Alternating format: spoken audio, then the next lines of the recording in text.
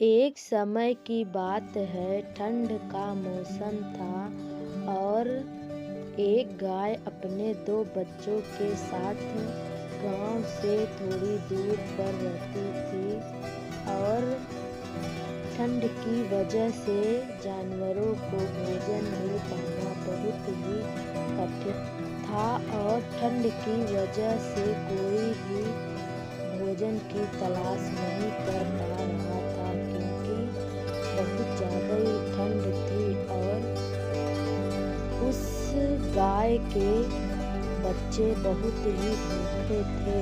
तो गाय ने सोचा चलो किसी और से मदद ली जाए और वह अपनी दोस्त एक और दूसरी गाय के पास गई और उस गाय का नाम श्यामा था। और गाय कहती है, श्यामा क्या तुम्हारे पास खाने के लिए कुछ है?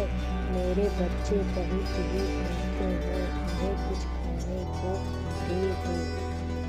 और श्यामा कहती है, नहीं, मेरे पास भी खाने के लिए कुछ नहीं है, बहुत ठंड है और खाना मिल पाना बहुत ही मुश्किल है। तो अब क्या करें? श्यामा कहती है, अरे परेशान मत हो, कुछ ना कुछ तो जुगाड़ हो जाएगा। वो दोनों बात कर ही रही थी कि एक चिड़िया वहाँ से उनकी सारी बात सुनकर वहाँ पर आई और उनसे कहते हैं कि अरे आप लोग खाना ढूंढ रहे हैं क्या? मैंने एक जगह देखी है जहाँ बहुत बढ़िया और अच्छा खाना मिलता है। मैं वहीं से तो लेकर आ रही हूँ। लेकिन एक परेशानी है, वहाँ एक बहुत ही खूंखार शेर रहता है, वह किसी को नहीं छोड़ता। मैं तो वहाँ से अपनी जान बचाकर उड़ते उड़ते आई हूँ और मेरा खाना भी वहीं छूट गया। तो उन बच्चों की माँ कहती है, अरे कोई बात नहीं, आप मुझे बस जगह बता दो, मैं अपने बच्चों के लिए कुछ भी कर सकती हूँ। और फिर चिड़िया उन्हें रास्ता बताती है कि थोड़ी दूर जाने के बाद जंगल के पास एक नदी है, वहीं पर खाना मिलता है। और फिर क्या, गाय वहाँ से चल दी जंगल की ओर। और बाहर बहुत ही ठंड होती है।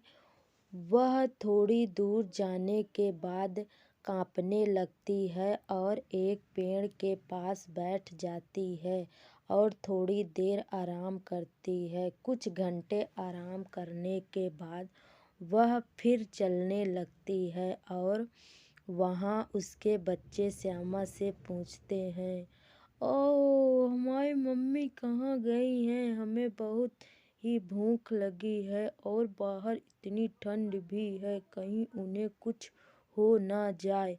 तो श्यामा कहती है, अरे कुछ नहीं होगा तुम्हारी माँ को, वो अभी आती ही होंगी। और गाय कुछ दूर और चलने पर उसे वह नदी दिखाई देती है और वह नदी के पास जाती है। वहाँ उसे बहुत सारा चारा मिलता है और वह बहुत ही खुश हो जाती है।